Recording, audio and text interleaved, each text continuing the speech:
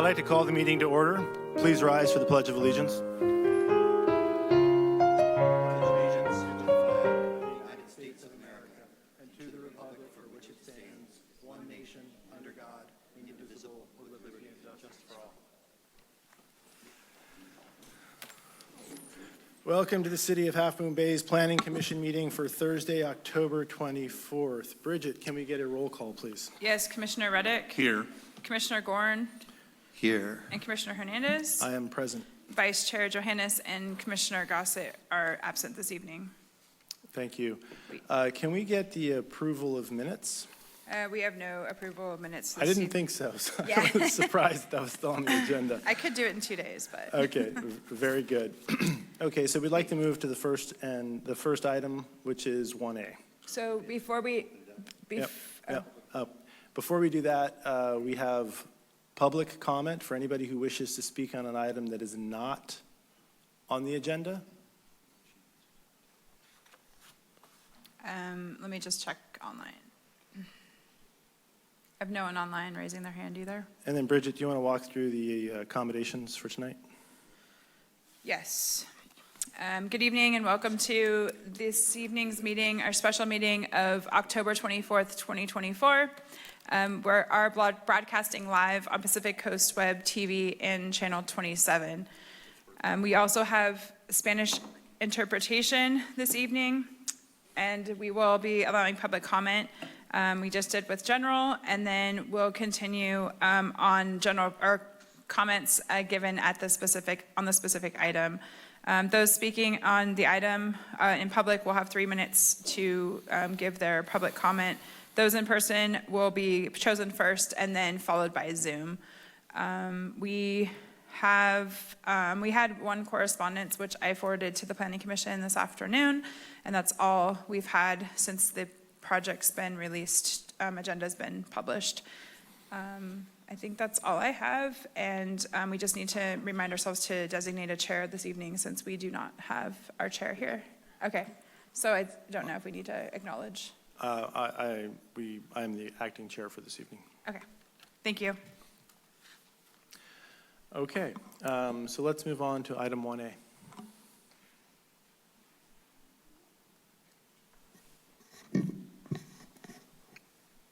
Thank you, Acting Chair, Commission members. John Dowdy with the City Manager's Office. And tonight, here with a host of dignitaries, I guess, and consultant team for this project. Next to me is Juliet Bolding from SWCA. She was the principal author for the ISMND, or Initial Study Mitigated Negative Declaration. Also online, we have Aaron Baca from DKS, who is the transportation consultant. In the audience, Tom Conroy, I think everybody knows, who is the landscape architect. We've got CPM, who is the construction manager for the project out there. We have BKF, Representative Craig Smith, and then we have partners from the county, and including Ileana Rodriguez, and of course, Supervisor Mueller here with us tonight. So hopefully we can answer any and all questions that may arise in the conversation. So please bear with me. You know, this has been a while since I've been in this seat in front of this esteemed board as the primary staffer. So I'm a little rusty, and so I hope you'll give me a little leeway for that deal, but I'll do the best I can out of this deal. Okoe would normally be here, but she is, luckily for her, out of country and enjoying family time. With this, we are talking about the Stone Pine Cove project, and that includes a variety of actions requested tonight. Those include a request to adopt the initial study mitigated negative declaration, adopt the mitigation monitoring and reporting plan, and also approve the coastal development permit. And as noted, that permit includes the tentative parcel map. The staff report provides some background. We'll get through some of that detail with that, but primarily that tentative parcel map is really critical for the ability of this project to convey the units eventually under the Joe Cerna Act, Joe Cerna grant application requirements. The project includes 46 manufactured homes for farm workers, all of those affordable, and 1 manager's unit, so we'll have on-site management.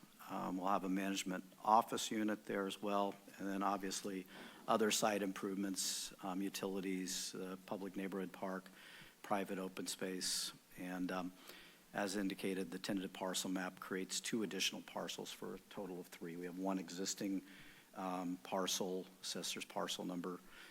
This would create 2 additional parcels, and we'll talk about that in greater detail.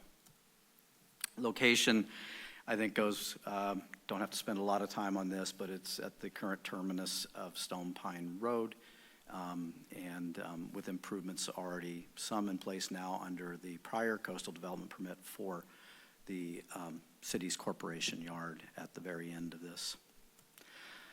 This is, I apologize, is a pretty faint drawing there, but the bottom line is this is what basically emergency CDP conditions were, which was and is a drive that goes through the parcel, through the middle of that parcel, and extends and provides access to the city's prior and now fully permitted corporation yard to the east.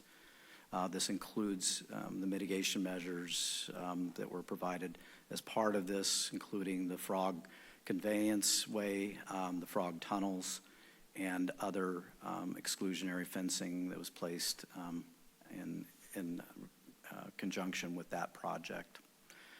In the upper left-hand corner of this, which again is pretty faint, and we'll go to better drawings, is the quote-unquote frog pond, and that's why there's this connection point with this conveyance way from that pond, which was the old agricultural pond that extends to the Pillarcitos Creek, riparian, and area there to the south. If I looked at the directional. This is probably a little cleaner and a little more obvious to that point. This is what is ultimately proposed, which is a manufactured home neighborhood over a parcel of 6.7 acres, 6.27 acres, and includes, again, a public park, private open space, and individual detached units, 1, 2, and 3 bedrooms, and I'll get into more detail of that.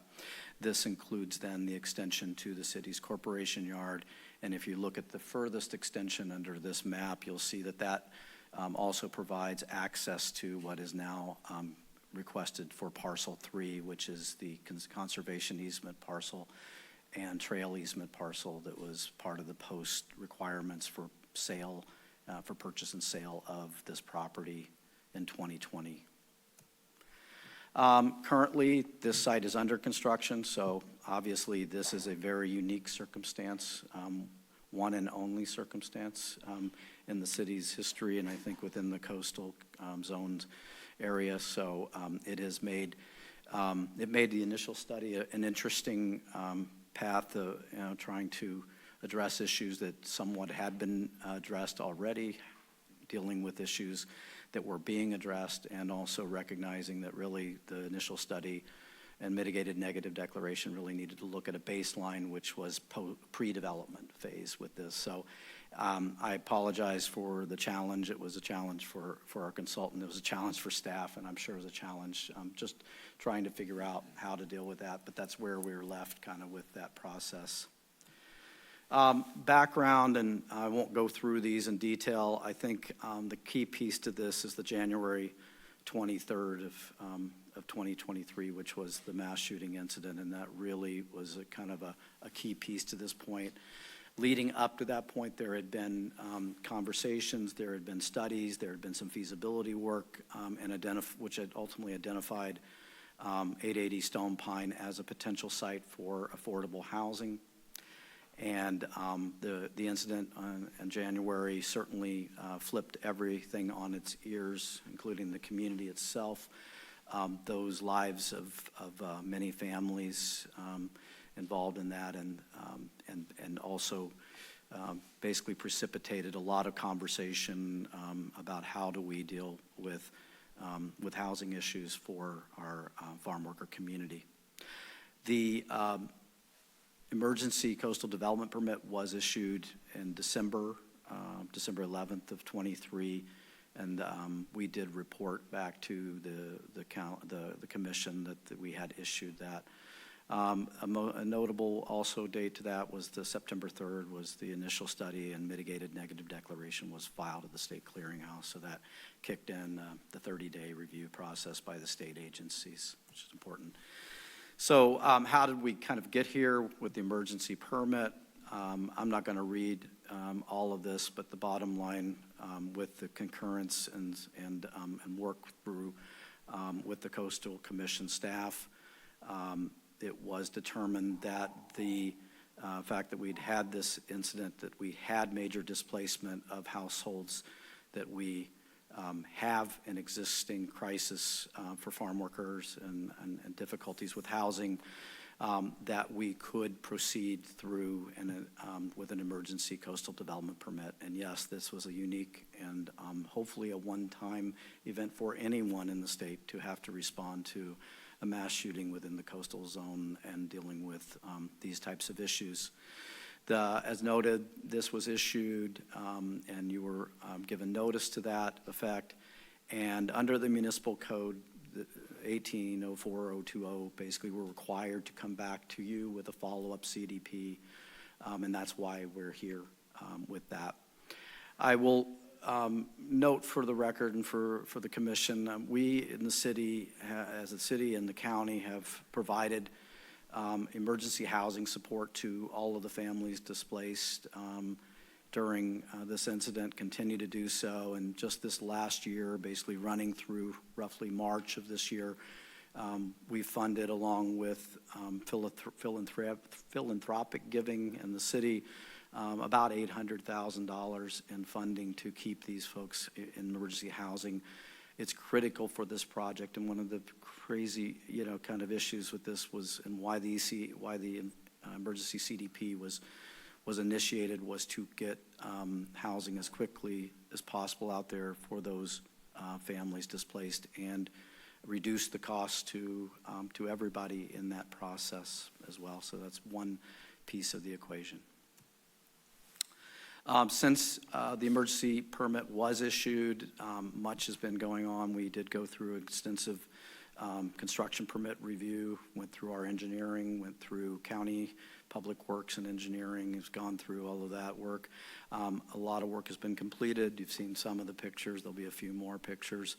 And in progress right now, we have a lot of work going on. A lot of what you see or don't see out there is underground utility work, the trenching, the joint trenching, and obviously the grading is clear what's been done out there, but so much of the work has been underground work, including water, sewer system work. And now we've just are working to finalize the winterization and prep for the rainy season and have the stormwater management improvements in for the upcoming season, which we hope will remain relatively dry for the foreseeable future. As noted, these are some of the issues, some of the things going on out there. Probably not the greatest picture there on the left, but it just shows that mass grading has been occurring and has occurred on this. And then you can see a portion of the joint trench and the work that's kind of going on out there with all the work throughout this site. And probably a lot of the neighbors have not seen some of this work because they're not, actively on the construction site. So if they're wondering, that's also helps, I think, let them see what all the ruckus is about at times. We included in the staff report and with your resolution attached to that a lot of the findings related to zoning, the LCLUP, and related policy issues out there. From this, you discussed this on Tuesday, which was the presumed zoning that would come as a result of this. So that is where you are, which is that presumed public services, PS. But this is already urban reserve, which allows actually agricultural land, and agricultural land is allowed to have farm worker housing on it. So we're kind of covered on both perspectives with this in terms of the zoning but I just wanted to, since I was here and I heard that conversation, wanted to be clear that this has a similar component to that conversation on Tuesday for the Hyatt. General plan, again, an LCLUP. The LCLUP is really the guiding principle here in its public facilities and institutions. And again, this project itself is considered a local coastal priority use, again, because the use is considered agricultural, and therefore it is subject to being a local coastal priority, which also prevails it to coastal priority water connections, for example, as that. So there's a significant benefit in that regard. And again, there's detailed analysis, and we can certainly go through some of those as we work through the conversation. Visual resources was part of the conversation. We knew up front that this would be an area of consideration, and we understood Highway 92 was the primary point of issue with this and what would be seen from Highway 92. Story poles were installed very early on, were posted. We give you notice as the commission that they were out there. We also took photos of that. The conclusions out of the ISM&D was that basically there's no impact to this. The site design itself is significantly lower than Highway 92, ranging from 24 to 45 feet below that point, and units are at least 270 feet from the right-of-way of 92. You can see here on this are just some of the points of view running from basically Highway 92. And you'll note these, are from various points. The bottom line is that because of trees, because of elevation, distance, and all of the things that go with that, basically these units being also single story are virtually going to be invisible from site along 92, which is the primary corridor of concern. This project is subject to growth management provisions under voter approved Measure D, and all 47 allocations have been issued and are in place for this, and these utilize the downtown allocations under Measure D as it is located within the defined downtown area. The units consist of 11 one-bedrooms, 24 two-bedrooms, and 12 three-bedrooms. The majority of the one-bedrooms have been located on the north side, the area between the driveway and the frog pond, upslope to the frog pond. Those in part were there for two reasons. One was that site accommodated them because they are shorter and easier to deal with. But beyond that point, the idea was that these would not necessarily be family units as much. They would not really constitute family units. And if there were children in the household, they would not have to go across the drive aisle to get to the park land and the park facility with that. But there were many reasons, but that was a big piece to that issue. These were also in part, the mix of this was driven by our existing needs. The 18 households have needs. We also required certain ADA units, and these have also been developed around the idea of some of the families needing ADA accommodation for the units and additional ones as well. And we expect first deliveries. These are under construction, getting close to complete in many instances, and we expect first deliveries around sometime in December, and with setup probably occurring more toward the after the first of the year, but we'll go from that point a bit. These aren't the best. I apologize. I was looking for an exhibit that was better, but I just wanted to point out on these the typical space layout. Basically, you've got two-car tandem parking for each unit. You have the unit itself, you've got front yard landscaping there. The rest of this is basically gravelled out, compacted and gravelled. You have a storage unit in each one of these, a storage shed that will be enclosed storage shed. So toys, barbecue equipment, things of that nature can be stored there and away from site. It also includes an enclosure for the solid waste receptacles. So each unit will have their own solid waste receptacles. The solid waste pickup will come to the fronts just like every other neighborhood of single-family detached units. Parking, as I said, there are 2 spaces per unit. These are in tandem configuration, and we have developed in concert with the idea of providing EV charging availability and access.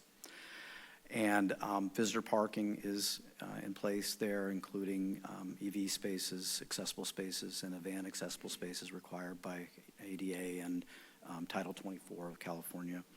And the thing unique, I think, about this project is that there will be conditions attached to this and park rules, and those will include provisions for the parking requirements. And the intention, and if there are questions about that, certainly I think Eliana Rodriguez can speak to this and maybe in better detail. But the county's intention, one, is to maintain ownership and control of this site. They're looking at and will be bringing on an on-site project management company, which they will oversee closely, tightly, and they will expect a very high-quality project here, and there will be very strict enforcement on the issues of parking and where people are parking, and where they're storing and not storing things appropriately and things of that nature. So this is intentional on their part, intentional on the city's part in terms of our partnership to make sure that this is a quality place. This is a quality community for each of the people living there and also for those that are adjoining and adjacent neighbors to this project. And again, this is basically a depiction of where generally those are. The item on the right is near the private community garden area, and the piece to the left is by the park and the basin toward the Cypress Cove neighborhood. As indicated, this was subject to environmental review, the California Environmental Quality Act. We did utilize materials and documents and studies that had been prepared in conjunction with the corporation yard. Extensive work was done under those provisions. Those went to this commission where the mitigated negative declaration and MMRP for that project were approved by the Planning Commission. And this also included extensive review and circulation to various resource and permitting agencies at that point in time. We concluded that the best path for this project was to continue to follow the mitigated negative declaration process and to do the initial study and do an extended initial study, and that was again circulated in September for this meeting. Basically, the ISM&D ultimately, with mitigation measures, avoided significant impacts and reduced any impacts that were there to a less than significant with implementation of the mitigation measures. And frankly, there aren't a significant number of mitigation measures attached to this project, again, because much of that was already done and implemented as part of the city's corporation yard. And that is an important piece to the point of what the city contributed in addition to its other things and other pieces to this point, is we contributed significantly to this project, and you contributed in the community by allowing the coastal permit to be issued and the environmental for that corporation yard, and all of those things were fronted into this project and built in through this, so that really helped expedite that. We did not receive any public comment as part of the circulation of this, and we put that out to a broad audience of the community. We also received minimal comments back from state agencies. One of those was Department of Toxic Substance, and we received also from Caltrans. The Caltrans I would put as their standard letter that says if you're going to do anything in our right-of-way, you need a permit.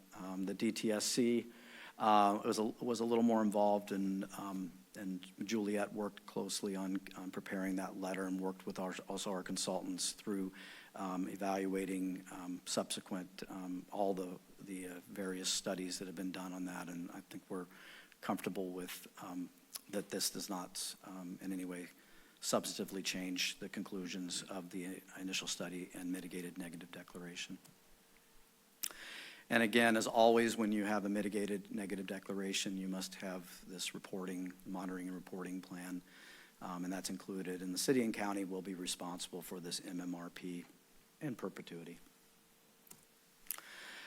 There were tree removals as part of this, and also conditions that are included with both the emergency permit and this follow-up permit for mitigation replacement for those. That ratio is far and above the 1-to-1 ratio at almost 6 trees to 1 with 24-inch boxes, what's required for that. This is one of those issues that's been a challenge to just try to figure out how to deal with in the context of a lot of conversations with our friends at San Francisco Public Utilities Commission, and just trying to understand everything related to this. In fact, staff visited the dam site itself with SFPUC, Department of Emergency Management for the county, and have done a lot of work and research in terms of looking at these issues. Our response is included in this, and our findings and determinations are there.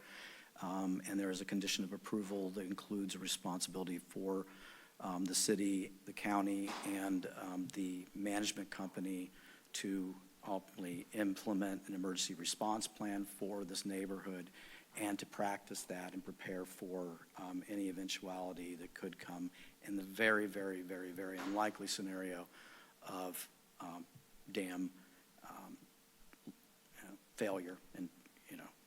And then also we will also hope to work closely with the neighbors in Cypress Cove to look at the same thing. And frankly, we're going to look at that continuation of evacuation planning and emergency response planning for all residents within the potential dam inundation area, which also leads us down the path of also for other flooding events that have nothing or very little to do with the dam itself.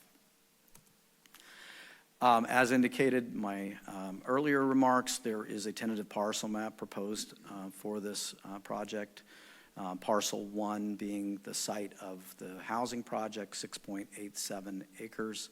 Parcel 2 being the corporation yard and the mitigation area, Frog Pond, and parcel 3 being approximately 6 acres, which includes the post-conservation easement and future trail easement parcel. We are suggesting creating parcel 3 only because, one, it just makes it easy to reflect the boundaries of the conservation easement. The other piece of that is that we could see a day in which some resource agency or land, like a co-side land trust or a land trust of some form that might be interested in taking this property from the city, as a gift of some form. We don't have anything in the works on that, and it may never happen, but that would provide the opportunity by creating this parcel to allow that conveyance to occur should someone come forward to that point. There are a number of specific conditions, and I'm not certainly going through all of those. They're there, and we can go through some of those if there's the desire. I think this is one that is pertinent to the city and the county's commitment to working with and trying to accommodate concerns and issues related to Cypress Cove. And this includes significant traffic calming, and that traffic calming includes modifications and improvements to the crosswalk at West Patrick Way, signage and flashing signs with speed signs to indicate folks are going too fast along there. A series of those types of improvements. We're also looking at adding a brand new crosswalk at East Patrick Way and doing improvements there, and those will both be flashing beacon signals, so people can see them at whenever and whatever during the day. So this was a significant effort too, and that's included in the conditions for both the emergency permit and are carried over into this permit. There is a park site, and initially in the conversations, this was going to be like kind of every other kind of private community neighborhood where this park site would be a private facility for just the community at hand.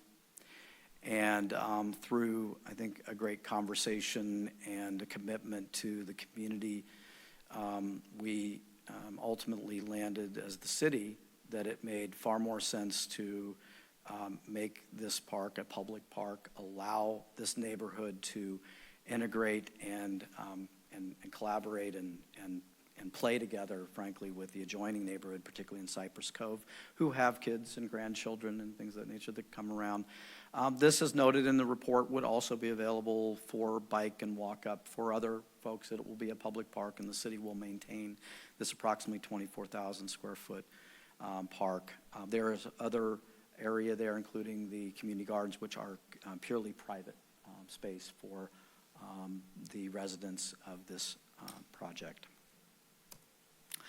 The landscape plan was worked on over and through the process of our community engagement with the neighborhood, and then integrated into the final plans. And as indicated, Tom Conroy and Kikuchi Kankel were and are the landscape architects, and certainly Tom can do a far better job than I can in speaking to this and talking about the vision and all of that. What we can say is that our intention is to create with this project a great entry point there for this community, a great entry point that'll also work well for the neighboring community, and also provide additional trees and buffering in areas there to the community to the west as well, just from some of the implications. We have lost trees out there through the storms. Part of this issue is to try to replace a line of trees that will eventually replace a lot of those trees that have been lost during storm events. Lighting, we know the dark sky issue is an incredibly important issue, and the lighting, we had a photometric lighting plan. This complies, sharp cutoff on everything. We've also included conditions of approval that don't allow flood lighting on the units themselves. Will have to be reviewed under the park rules, and any changes to those things will be subject to replacing and going back to the compliant sharp cutoff figures. And this includes the street lights as well, and any lighting that is in areas for pedestrian safety as well. As noted, this is going to be connected to domestic water, Coast County Water District. It will have a private water conveyance system within the project. This will connect then to a water main, and this project has already acquired 30 priority water allocations, those being 15 of the affordable housing and 15 for other coastal priority, but a total of 30 have been acquired, and there are adequate sewer capacity and connections that will be committed to this project as well. And this will connect through into an existing sewer main that is within the project site, which then extends down Stone Pine Road. Recommendation tonight is by resolution. We would ask that the commission adopt the initial study mitigated negative declaration, adopt the MMRP, and approve the coastal development permit. We are available while you for any clarifying questions, and then certainly during any deliberative process.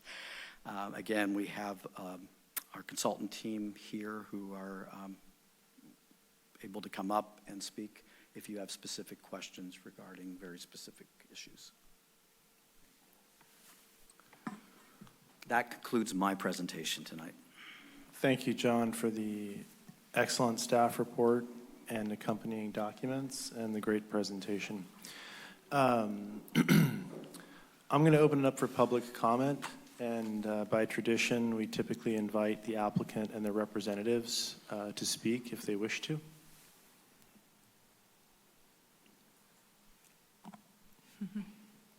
I do have one comment card, so if anybody else would like to speak, they can submit a green comment card or do it later and just come up and speak. And if anybody online would like to contribute their feedback, you can raise your hand through the chat or through the Zoom tool that we're using here.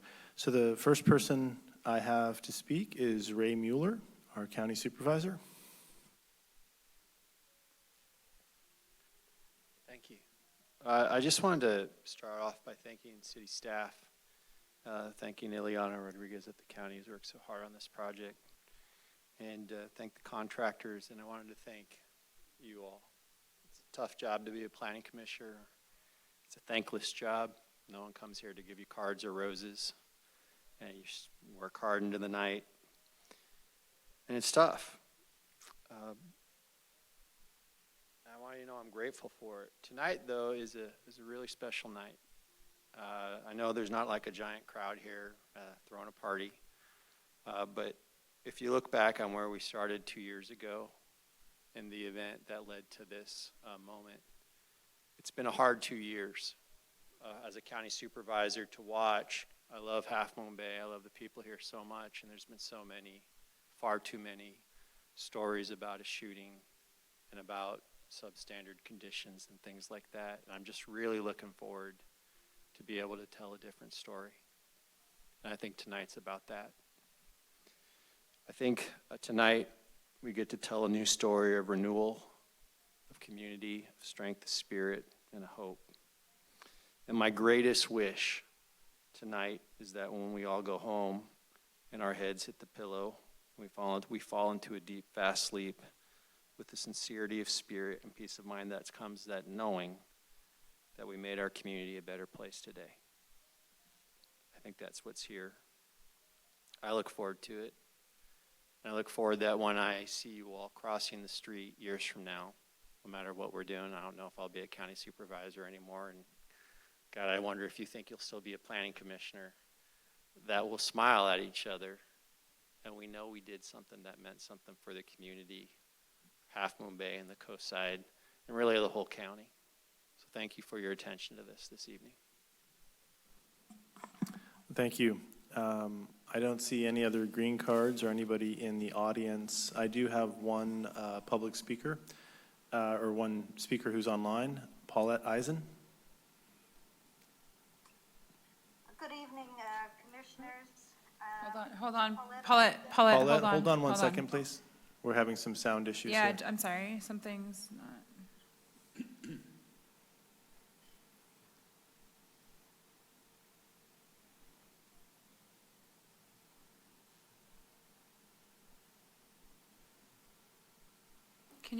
Can you try again? Can you hear me? No, I don't. Hang on one second. I can hear you, but you're not coming up over the sound. I'm not getting the normal matrix on here. I mean, I get the matrix, but not the echo. I have the matrix, but not. I have that right. That's all right. But it's here, I think that's supposed to be, there's an echo that's supposed to be chosen on here.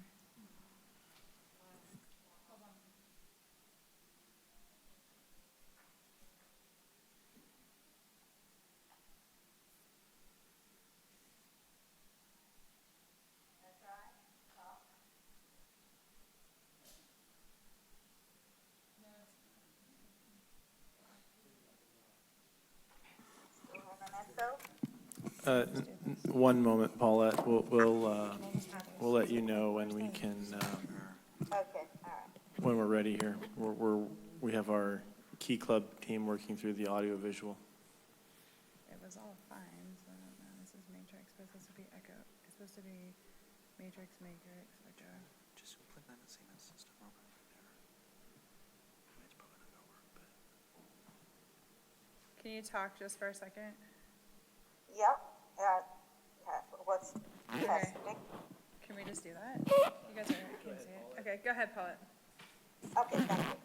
All right, so I'm talking to you as the vice chair of the Parks and Rec Commission because this subject came up quite a while ago when we first heard about this project.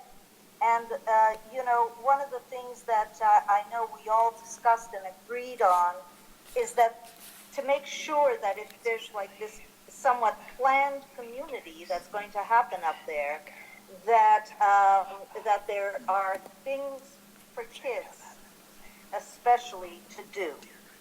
So whether it's a basketball court or, something like that, but it's also important to identify the population. I don't know what are we talking about young kids? Are we talking about middle schoolers or teenagers? It's kind of important to see this initial population that's going to be in there as to what would serve them best. But there really needs to be some kind of recreational outlet for the kids, so that we foster a healthy community. We've got to have things for kids to do for them to be able to use their energy properly and safely. So I'm just encouraging that in this planning phase for there to be a plan for that. Thank you. I don't see any other folks in attendance raising their hand, and I don't see any other folks online wishing to speak, so I'm going to close public comment and move it to clarifying questions. Commissioner Korn? Thank you. And as a point of clarification, I wanted to make sure that people have talked to me about the Measure Ds that were left over and were not transferred. I think there were 17. I assume they were transferred to this project. Is that accurate? Just want to, people have been wondering. Sure. What happened to those Measure Ds? I don't, the answer is that there were 17 units that were available, and those were allocated to this project as downtown development. There was is a resolution of the City Council which clearly states that if you have a project within the downtown area and you have allocations available, you should allocate those to that. The confusion became a fact of whether those and some of those units would be, those allocations would be allocated out to non-downtown units. And so, but at the point we allocated the 17 that were there, there were no units to allocate out to and transfer to the non-downtown areas. So that's the confusion, but that was done in accordance with City Council resolution and policy. And we also believe that it was fully consistent with the intention of Measure D, which was to emphasize development within the downtown area and de-emphasize development outside of that. So that was how that came about. So I think the end result is what you said, Commissioner Gorn. It just was, I just wanted to clarify sort of how that reached that point. That's great. So, and the frog tunnel is still there, right? Because there was a rumor that that was not part of this, but it's still there. And there was also a report I heard that there were discoveries of red-legged frogs. Is accurate, or is We that not have, true? we have had, yes, identified red-legged frogs on the site, and those have been addressed. They have found their way to They Pillar got their little Cedars Creek. tunnel. No take, no issues Okay, with them. all right. Yep. And I assume the garter snake is, the San Francisco garter snake? We has have been not found yet? seen, we have not seen But- or heard from the San Francisco garter snake, and But we since they haven't love seen any- red-legged frogs. Well, you they're know, if probably you've got there. one, you usually may have another, so, but we haven't seen them lined up at the frog tunnel waiting for them to come through either, but, you know, we'll see if they learn. So I love that you changed the traffic calming significantly, because I do think that that is going to be an issue.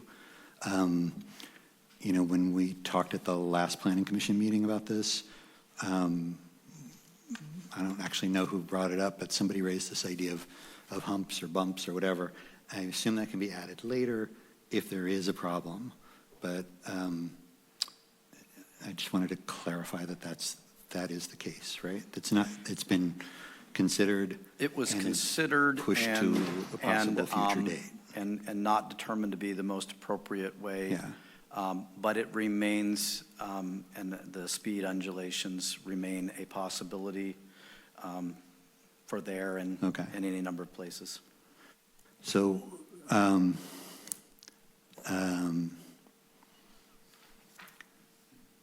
the only actual real question I have about this project, like, obviously we're going to pass this project. And it's like, how could you not pass 47 units of low-income farm worker housing? But I am concerned about flooding. Mm-hmm. And I saw that you put in this emergency response to try to evacuate people in the event of dam spillage, either breaking or overtopping. I believe that in We apologize. That's okay. We've had electrical challenges. Okay. And we've got the batteries it's all going, right, whatever. So going off back behind. so at the last flood, the New Year's Eve 2022, so we had flooding. We had flooding at Moonridge. We had flooding in that neighborhood back behind Tres Amigos, where it was like a lake back there. We had a river of landfill, mud, cross 92 and go across those fields and close the highway. So I think we also did have a little overtopping or extra release from the Pilarcitos Lake, that earthen dam up there. But in any case, this, like when you look at that Google Earth, you can see Pilarcitos Creek, and you see this spot is right in the path of Pilarcitos Creek. And so I have sort of multiple concerns here. One is evacuating people if 92 is closed. If the road is closed because of flooding, if both are closed, I'm not sure how that all works, and I didn't really see that in the staff report. And then the kind of more important thing is that the thing that all those flooding spots have in common, the Moonridge, the place behind Tres Amigos, is that they are communities of color and low-income, underserved areas. And so I've done a lot of stories as a journalist, and on green fields and on air pollution and cancer clusters and water pollution, and they're really sad stories, and they all hit communities of color and low-income populations, all of them. And I'm really happy that we're moving these people into a safe and secure place, but I want to make sure it is really safe and secure. And so I need to know, like, I see that it's not in the 100-year flood boundary, but how far from the 100-year flood boundary is this? Because on the map, it doesn't look very far. And how high above the 100-year floodplain are these houses? So, thank you. Certainly something that we have concerns about, obviously, and did substantive study here. I will ask Craig Smith to come up, but to give you the technical side of it. They were the ones who worked through the study, and they can give you, and he can give you more of the detail to that point. What I will say is the sort of the observed situation and observed conditions there. When we had the New Year's Eve event, which obviously included a significant amount of Pillarcitos Creek issues, and yes, blew out the USGS monitoring station under Highway 1 bridge. They'd never had reached that height, and it really affected significantly that community by Oak Park. What we, and maybe Craig can speak to this in more detail, but I have seen and documentation and heard from folks who know their work through this, that storm event was probably somewhere in the 500 to 800 year storm event that we saw with that. I mean, that was historic. That was, in that area along the Pillarcitos, there was a varying, certainly the 100 years, what we use as the standard piece to that point. But that storm exceeded, and it depended on where you were and what the conditions were, because the rain event was an oddity, obviously an atmospheric river, that there were varying degrees of heavy rains. I say that because this project site never flooded in that occasion, which clearly, in our belief and what a lot of people's belief, just from looking at and analyzing what was going on, was not just a 100-year storm event, and no water was anywhere near this, and this project is actually creating a terrace point there and a higher point with that. So from just an observed situation there and what was occurring at that point, there was no water reaching, and no water reached the site. I know, but I was trying to get an idea of how high above the 100-year limit, because it's on the map that there's a 100-year. I'll turn it over to Craig for the So how high above engineering. that are these houses? I'm not going to be able to give you the number that it's above the 100, but I can tell you that we did a technical memo related to flood study. The 100-year flood was looked at, and the 500. And due to the additional fill that was added to the site, and will be added to the site, it was still outside of the 500-year flood. That would still not affect those buildings. Yeah, but I can't tell you what Yeah. height above it is. why not? I don't remember the number, but I can tell you that it's outside of the 500. Matthew, do you know? Okay.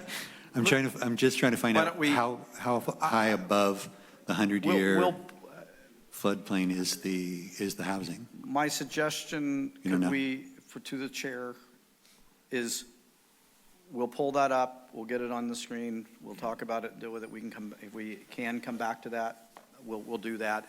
It's documented. Around 3 to 4 feet, though. Above. I'm sorry, say it again? 3 to 4 feet. Thank you.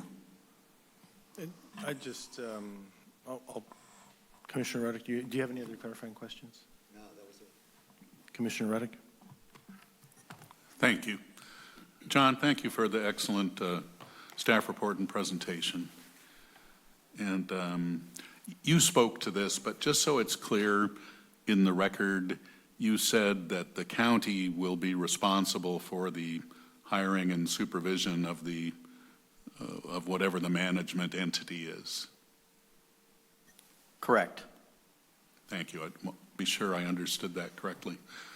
Would you mind bringing back your slide for a moment that had the four visual views with one or two of them had story poles, as I recall? Yep. Sorry, to go back. Yeah. What is the point of view of the lower left one? The item, or number 3 is what yours, is that Yes, what's? sir. The number 3, that is at the entry point, that basically would be the terminus, roughly the terminus of Stone Pine Road. So right where you transition onto the site is where that's from. So that was with the existing improved roadway. So that's a point there from that. So basically from the Cypress Cove cul-de-sac there is where that's being taken from. So on the left of that photo, is that the embankment of Highway 92, or?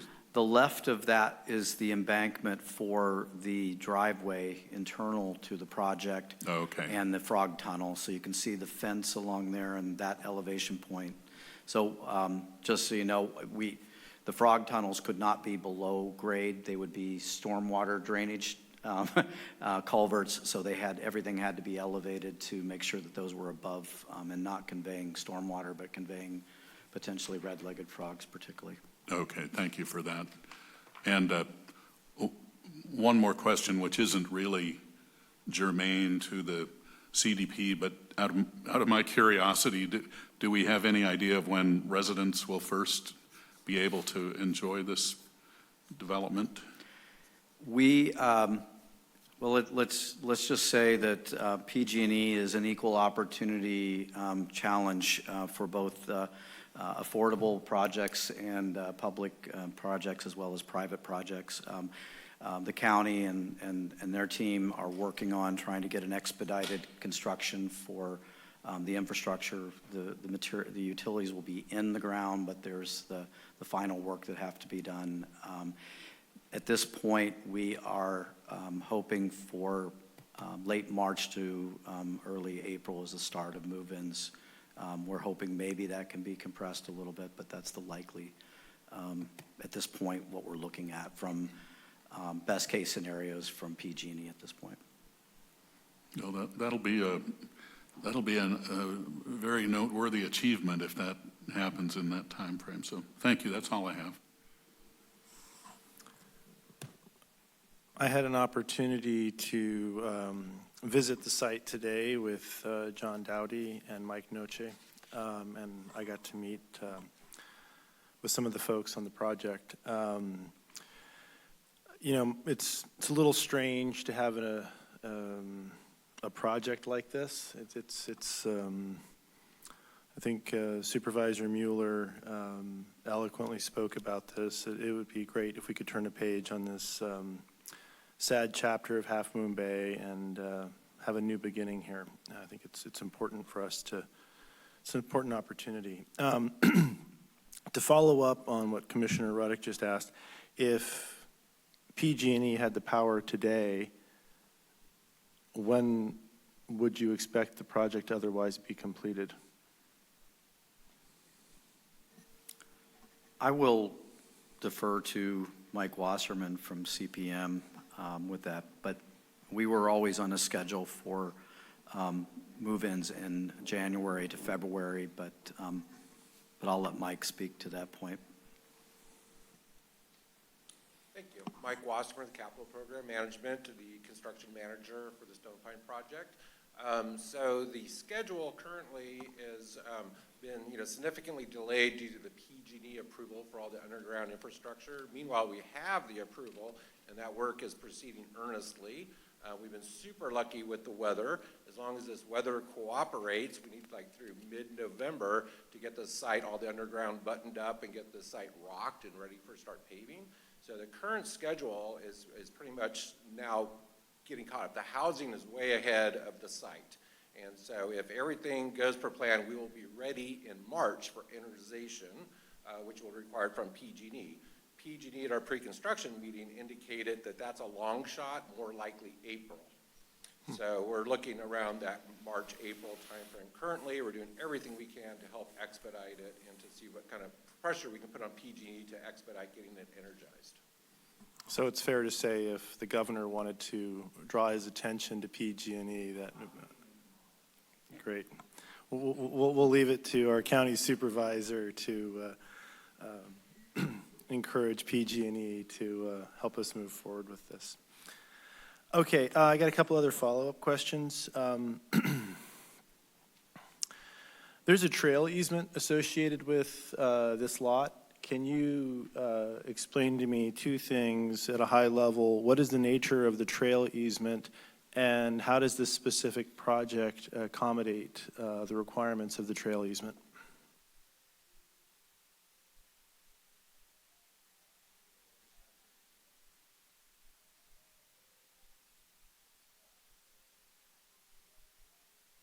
Sorry, but you didn't want to hear me saying that anyway. I'll try to find the best map I have right here. And again, pretty difficult, but along the area, there we go. Can you see my cursor? So in this, if you can, along this most westerly area running from Stone Pine Road toward what would be parcel 3, adjacent to the stormwater basin in the park area there, is a 5-foot easement for a future trail construction there. And that would extend to and through a potential future gate that would provide access to then that future trail and the trail easement that's along the Pillarcitos Creek area. Again, as noted in the report, this is a trail that's sort of been looked at on a regional basis. It's been looked at from the city's perspective, and I think the objective would be, the idea as a bay is to create and connect this, in a perfect world, bay to bay, optimally. That's a big connection point. And so for this purpose, I think it's really primarily looking at a connection perhaps back to Carter Park would be a more logical point. So behind the Stone Pine project, behind the Cypress Cove, behind the ultimately the post office, and along behind Mariners Church, and then connecting it at that point. Just not sure what would happen beyond that point. There's been, we've been looking at and trying to get easements all the way along Pillarcitos would go out to the state park. So this would be an offer, basically an easement, and be available to the city or whoever the entity would be building this. So that's the purpose of this, and that it is an easement. It is at this point not being recommended to be improved, as it is a trail to nowhere at this point, and would probably become more of a nuisance issue in terms of trying to keep people from congregating adjacent to and next to the neighbors there in that stormwater basin. That would not be a positive thing, I think, for the community until such time as there's a reason for them to be there. So on the portion of Parcel 1, where Stone Pine Cove is being developed, you're creating the trail. On the portion of Parcel 3, you're conveying the easement, or you're separating the easement from Stone Pine Cove, and you still have this obligation that's recorded. And it extends to the eastern boundary of the project. Yes. Along Yes. Pillarcitos Creek. Yes. And it theoretically is part of a future Pillarcitos to the Sea trail that some people dream about. But Yep, correct. Beyond connecting to Carter Park, there's no other longer-term plan. Correct.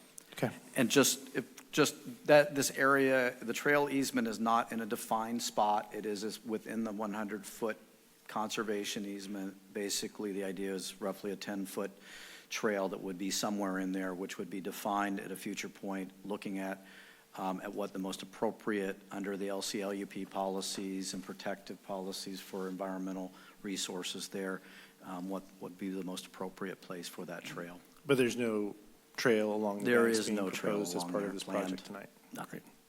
And you've otherwise conformed to the requirements on this trail easement that's been recorded with the project? We absolutely. And Post does an annual review and sends that report to the city Moz gets those reports primarily, but they come out and look and evaluate it, and we've been thumbs up every year since the original acquisition in 2020. They've come out annually and looked and are perfectly fine with the work. And they had an opportunity to review this project? They were part of the process because they're have an interest, yes. Great, thank you. How many residents do you envision living on this property? What's the plan? I know there's 47 units. Why don't we pull up the initial, I apologize, let me pull up the initial study. I think the range would be 47 would be the lowest, and if I do 2 adults for every bedroom plus 1, I think it works out to a max of something like 164. Yeah, but some of them are single. Yeah, so those would be, the maximum in a single bedroom would be 2 people. Is that fair? Just one, Okay. we had done some accounting for it. I just want to be,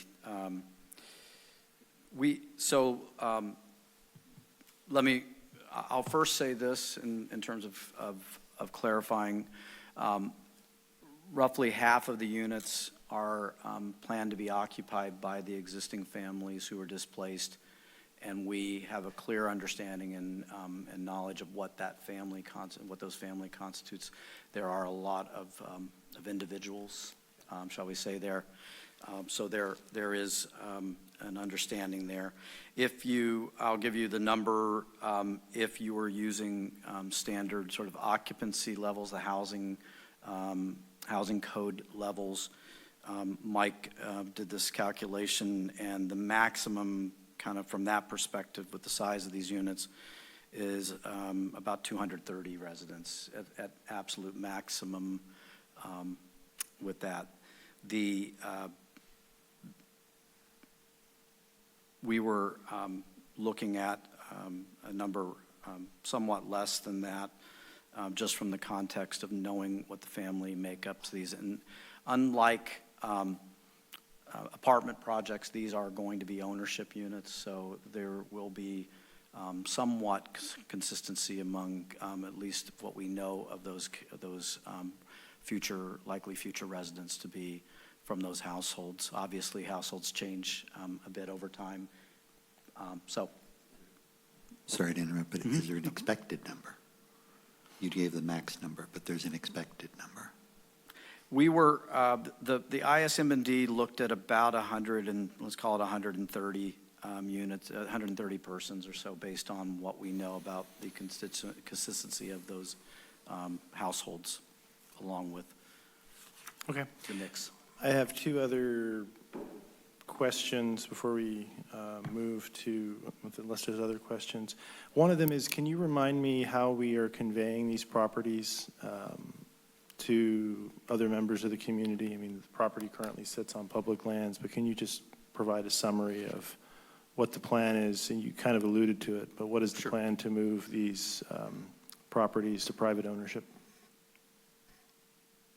Well, there will not be conveyance of land to anyone other than what we anticipate is an exchange or a conveyance of land to the county for parcel 1. The units will be owned by each of these residents other than the manager's unit, which will not be, but the 46 will be ownership of the units. They will basically be subject to space rent, which will be affordable. So there is not a situation in which these units will be conveyed land property to this point. They will have space rent. Do any of the conditions of approval prevent the land from being conveyed to private equity or another ownership group,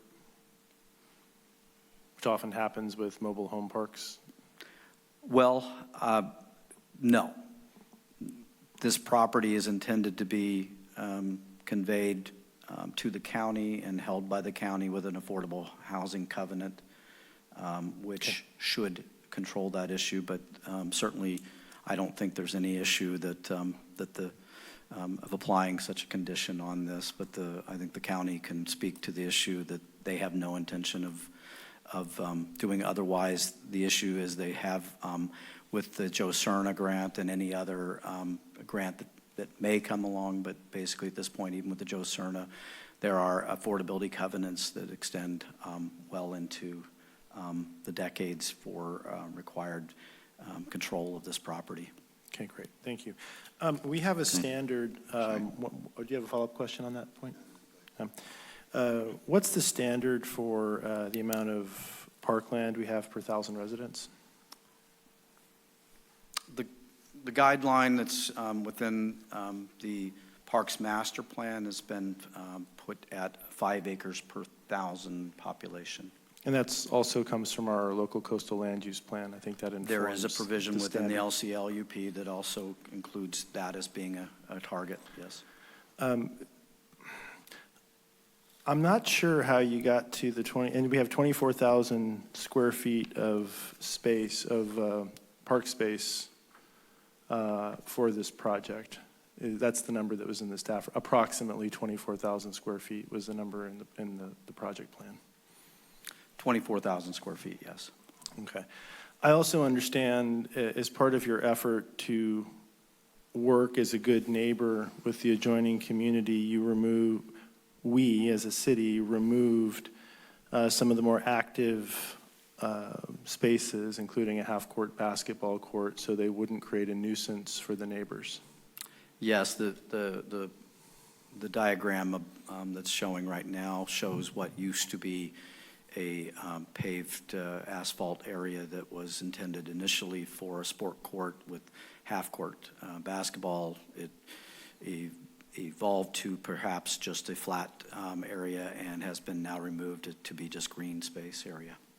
Okay. There is the playground equipment, which is shown to the south of that gray box is the playground equipment area. And there's no other active park space as part of this project? No other active park space. Okay.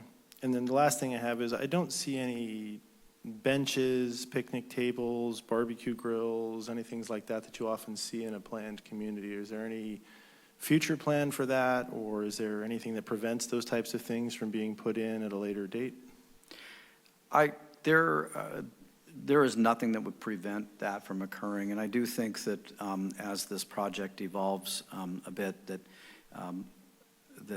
there may and will be probably a place for some furnishings and things of that nature, but certainly nothing precludes the owner and or management from proceeding with those types of furnishings. Great, thank you. Any other clarifying questions? Commissioner Gorn? I do have one, but Matthew has something. Through the chair, I just want to correct something. There was a little confusion. The area where the basketball court was to be built, the basketball improvements were removed. It still will be hardscape. It'll be paved still. I've just confirmed that with the project team. It'll be, a place where kids can ride their bikes or their tricycles. It can be used for if, say, a service provider comes in to do something, they can set the pop-up tent. It'll just be a part of the park area, but it won't have any active recreational improvements built on it. Thank you. Commissioner Gorn? So I did have sort of two things that I raised, and one of them was somewhat addressed. The reason I was asking about how high above the floodwaters, 100-year floodwaters, is because actually in the land use plan, our local land use plan, it says that all projects have to be 2 feet above that 100-year floodplain. So just for the record, I want to make sure that that is the case. But the sort of more important thing to me is the safety of these residents. Pilarcitos Lake holds about 3,100 acre-feet of water, which, back of the envelope, is about 1 billion gallons of water. So obviously, if that broke, we would all be in trouble. But in a storm like the last one we had, which will come again, I don't care whether you call it a 100-year flood or an 800-year flood, they will increase. And that area is in the path of a flood. And I want to know, that you have an emergency evacuation thing that you've set up because you're also concerned about that. Mm-hmm. But explain it to me and how it works in an emergency, because things, like right now you could say, oh, we'll get them out within an hour, but if you don't have a road, if the road is washed out, or if 92 is washed out, or if both of them are washed out, what's the plan? Well, so I'll start with our engineering firm who did the flood analysis, and they've indicated that the project site is 3 to 4 feet above the 500-year storm, rather than, which is significantly more significant of a storm than the 100 years. So I think we're clearly meeting the LCLUP requirement under the 100-year storm. So that's the good news.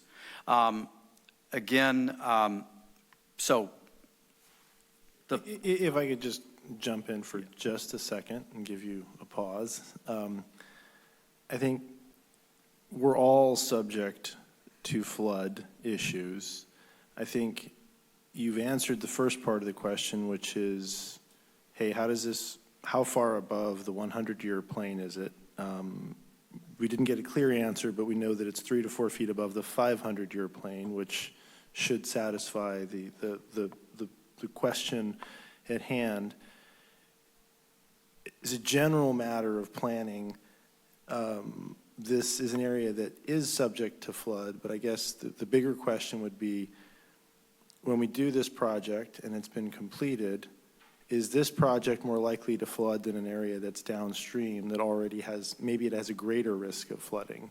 Because, we can condition projects and try to address safety issues, which you're trying to do here, but is there a more significant risk that this new development has with a community of color, to your point, versus Cypress Cove, which is right next to it, or, other communities that are downstream? And I think it's a more general principle, but I do want to follow up on the emergency preparedness and the planning and get a clear idea of what we're doing there to mitigate.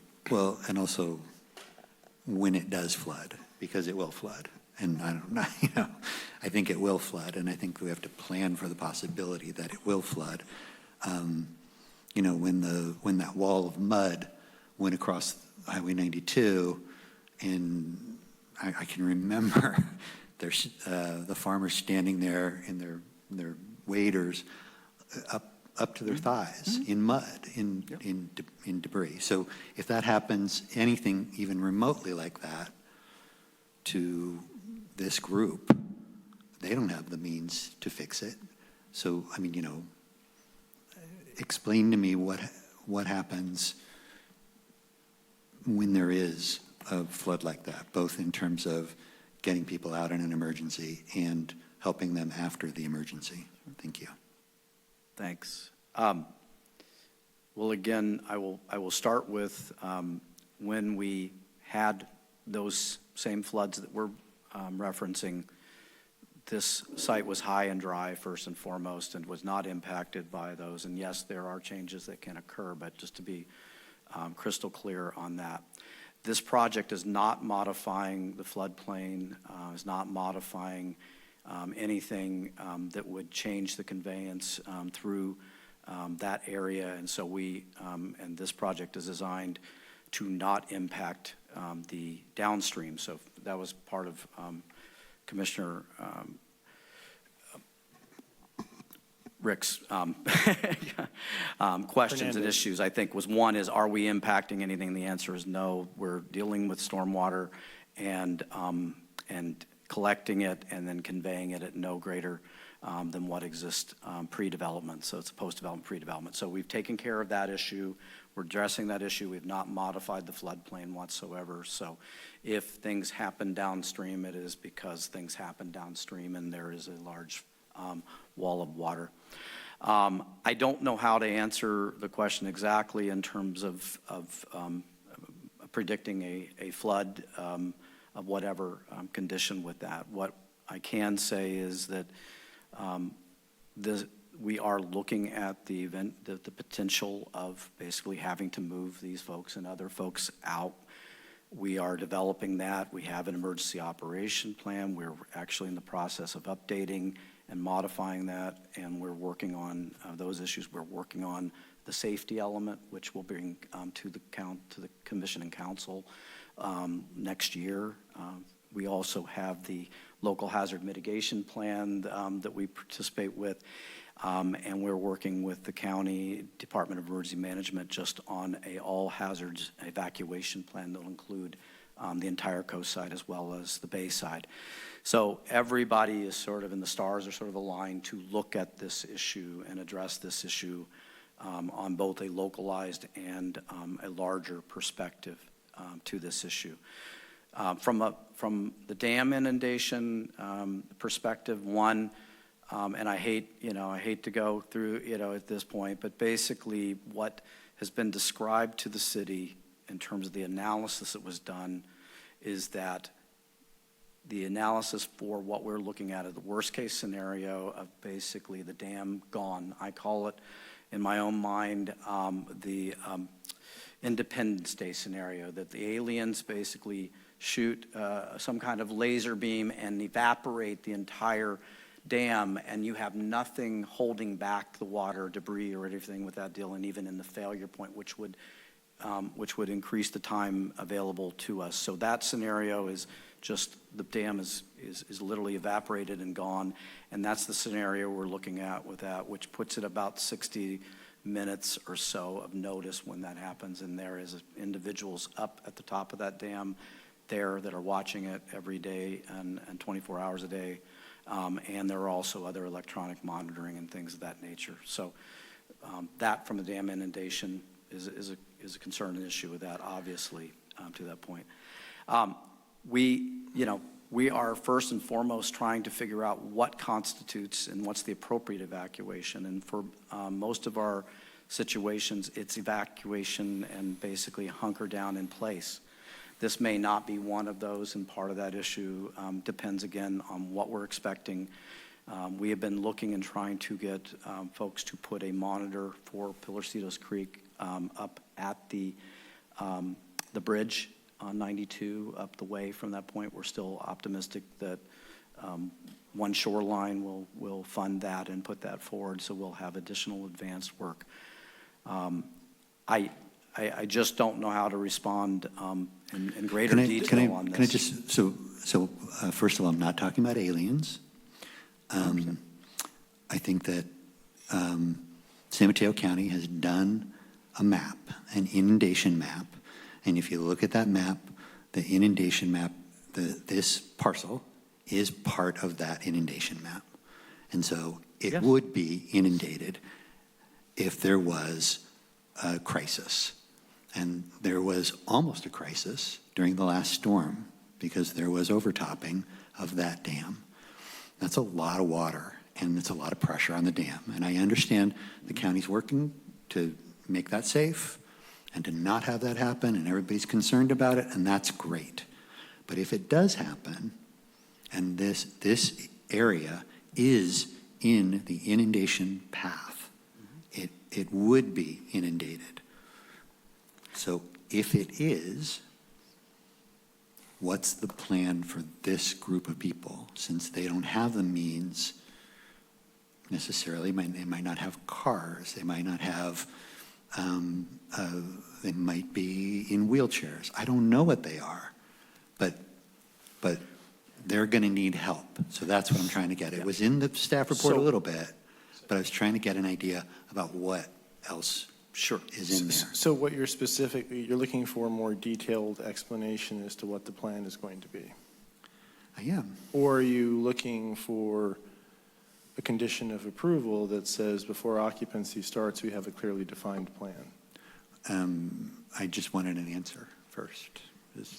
I'd like to open public comment to our county supervisor. So Commissioner Gorn, I appreciate sincerely your concerns. I worked in the emergency management space. A lot of people don't know that before I became county supervisor.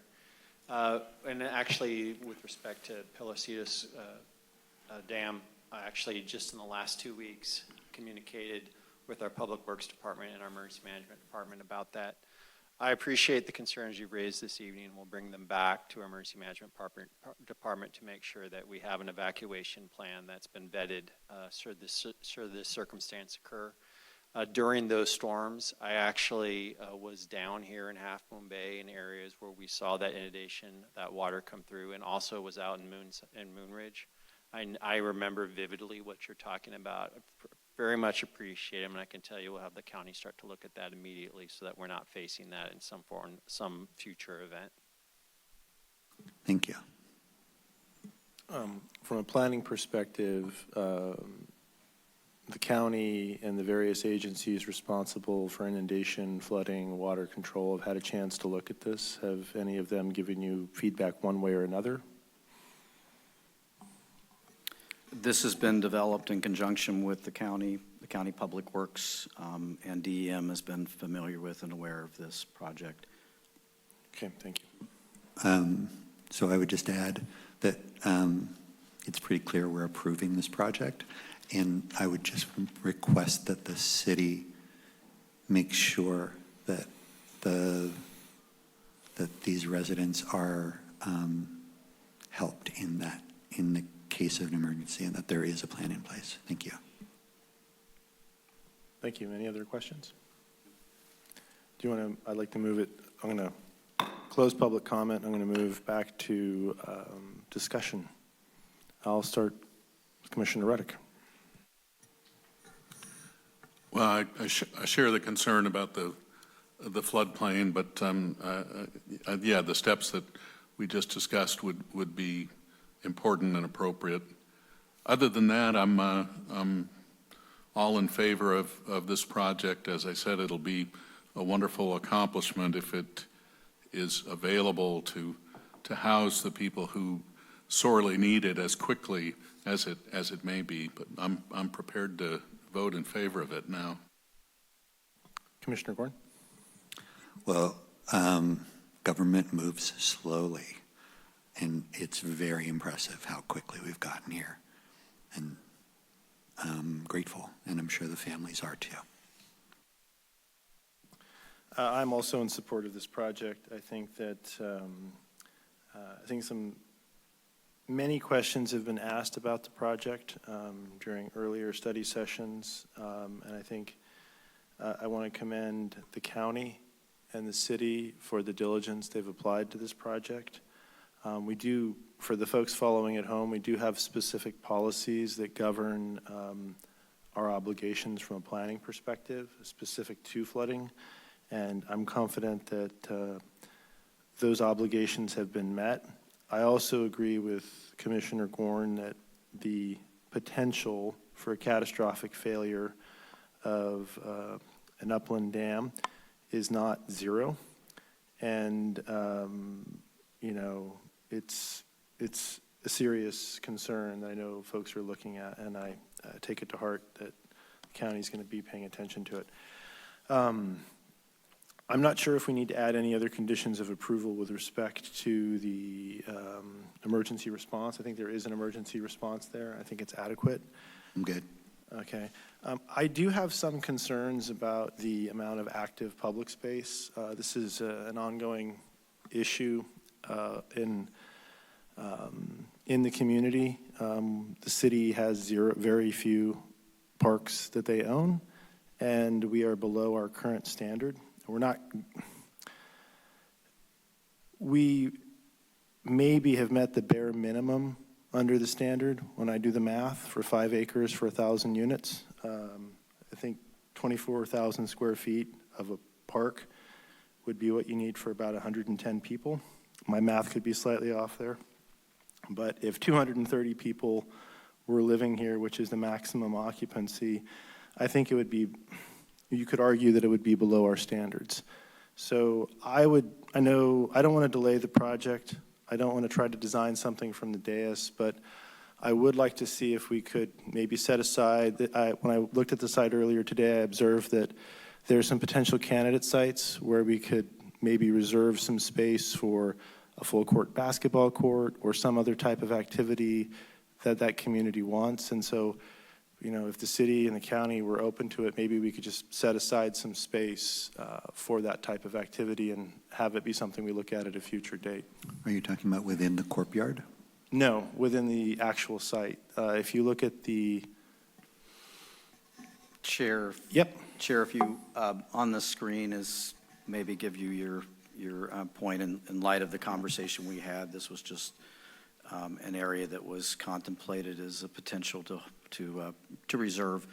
And this is an area that is designated as basically no development at this point. It's open space. It'll be maintained by the city, and it'll be reseeded. But it is I think the site that was most logical to look at down the road, perhaps, to try to figure out for expanded area. Is that I'm the frog sorry, pond? John, what space are you talking I about? think he's talking about the circle. The yellow circled circle. area there. Isn't that the frog pond? Okay. The frog upper- pond is above that point, and the circle is a little larger area than what you would be looking at, but it's just a general. Yeah. Frog pond Up here, is right. up here. But- There's the okay. fence, and then there's a terrace up, and then there's the frog pond itself up above that point.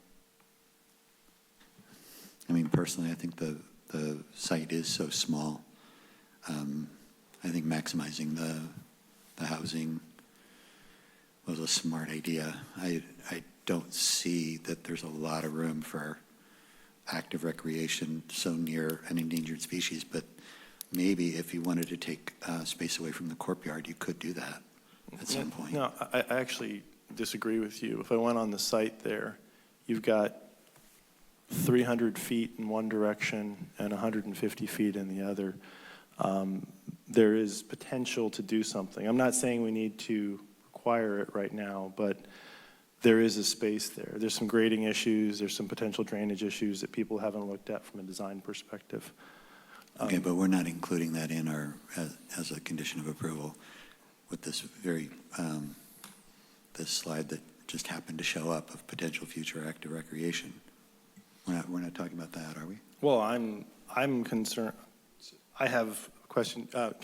One second. I'm going to open it up to County Supervisor Ray Mueller. So I appreciate the discussion, and the county wants to work with you all on it. The one concern that has arisen on this is that because it's condition located next to the frog pond, if we did something tonight, it might actually impact a CEQA requirement. And so, but what I would say to you is the county is very open to having this discussion, and if it works for the city and works with everyone in a future study that you want to acquire it, the county is happy to convey it, to work with you to do that. But we'd want to sit down with the city and make sure that that works for all involved. But I can tell you in good faith right now, we don't have an objection to that. We just would be very concerned about doing it tonight because of the potential implication that it hasn't been studied in relationship to the frog pond. Okay. But I hear your concerns, and I think they're very valid. So we want to make this the most wonderful site we can for the community.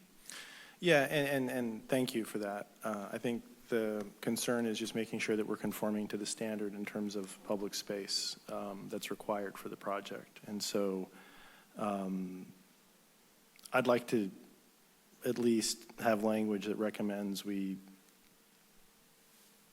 look at putting in active park space on this where the opportunities arise. I don't want to add any conditions that would require another environmental review or some other thing or add additional cost at this point. But I do think it's important that we ask as part of the project that the city come up with a plan for this site to make sure there's more active space and find a feasible spot. Well, I think that we could informally ask the city manager to look into the idea, but we can't. That is changing the project from the dais at the last minute, and it's not really, I would have a hard time with that. Yeah, I'm sympathetic to that aim.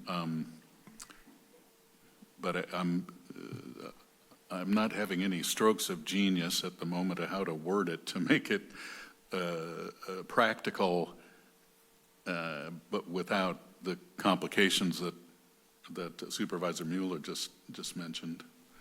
If staff has any ideas, we'd certainly be open to that. Well, absent I think the record is clear. The city and the county have agreed in principle to evaluate and look at that. We would have to come back to this commission in any event if there was a significant enough change, and that would probably be one certainly we would have to look at in proximity to the frog pond and the areas with that. I think it's clear that there's an interest on all parties to see if we can accommodate that, and I think the record will be made very clear when it comes back with your minutes that is agreed upon and an expectation that we can do that, and we will do that. Great, thank you. And I think it's something where Parks and Rec and you guys work on this stuff all the time. It'd be great to just engage them and see if there's an opportunity to make that a reality. I think it's something we need to incorporate more vigorously into bigger projects like this as they come along. Does anybody want to make a motion? Yeah, I'm pleased to propose that we approve by resolution, that we approve the resolution at hand adopting the initial study, mitigated negative deck, and conditionally approve PDP 23-090, coastal development permit, architectural and site design review, and tentative parcel map concerning 880 Stone Pine Road, based on the findings and evidence presented herein, and subject to the conditions of approval in Exhibit B. Second. Can we get a roll call vote? Yes, Commissioner Reddick. Yes. Commissioner Gorn. Yes. Commissioner Hernandez. Yes. Motion approved. The item is passed. Okay. Next item, congratulations. This is an important step in the right direction. Thank you. Commissioner, director's reports. We didn't have a chance to get to that during our last meeting as we adjourned after 5 hours and ran away. It was perfectly fine. I don't have anything to report tonight. Okay. Any planning commissioner comments?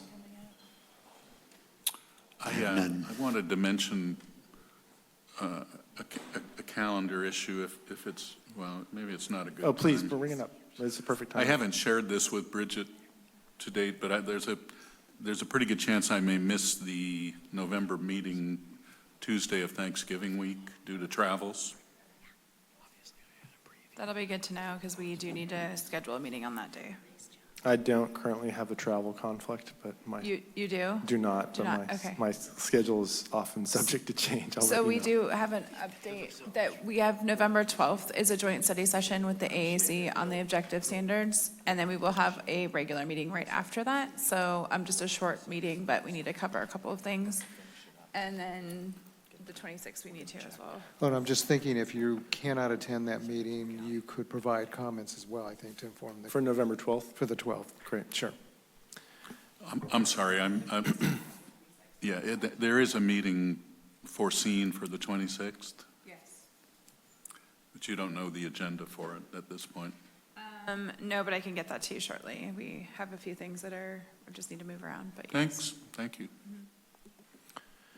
And are we going to have a conversation between now and the end of the year about major transit stops as part of our planning process?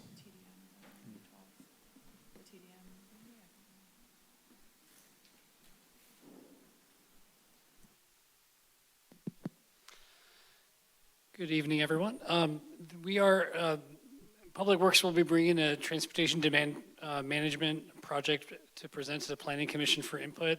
And one component is going to be transit and microtransit. So that'll be something that we're looking at scheduling in early November. That's actually for the 12th on the regular schedule after the joint study session, the So we TDM.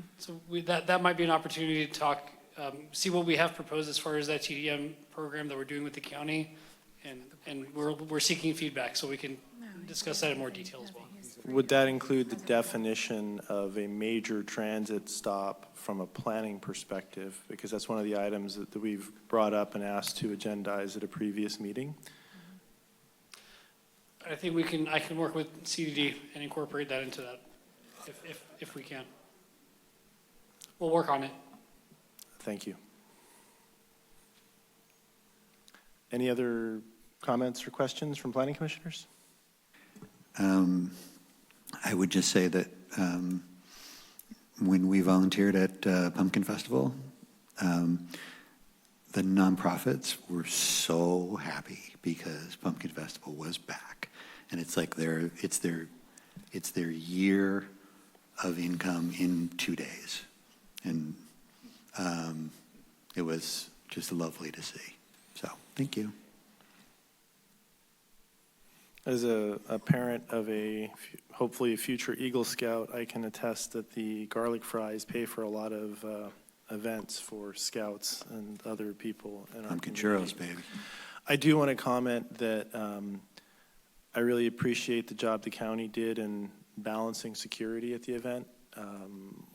While some people with dogs were asked kindly to leave, I do appreciate the presence that the sheriff's office had there and the security profile they presented.